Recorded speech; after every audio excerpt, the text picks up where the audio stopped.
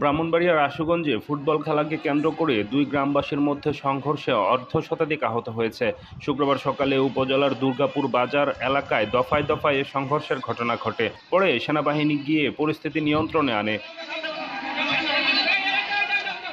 Police ও স্থানীয় সূত্র জানায়, বৃহস্পতিবার বিকেলে ফুটবল খেলাকে কেন্দ্র করে দুপক্ষের মধ্যে বাকবিতণ্ডা ও হাতাহাতির ঘটনা ঘটে। এর জের ধরে শুক্রবার সকাল ৭টা থেকে ১১টা পর্যন্ত বড়বাড়ি ও মুন্সিবাড়ির লোকজনের মধ্যে সংঘর্ষ বাধে। এতে অর্ধশতাধিক আহত হয়। এ সময় বেশ কয়েকটি বাড়ি ঘরও ভাঙচুর করা হয়। খবর পেয়ে পুলিশ ঘটনাস্থলে গিয়ে পরিস্থিতি নিয়ন্ত্রণে আনে।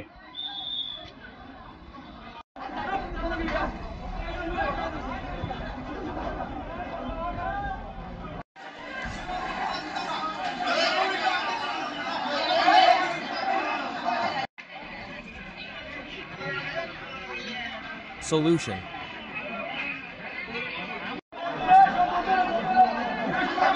Is.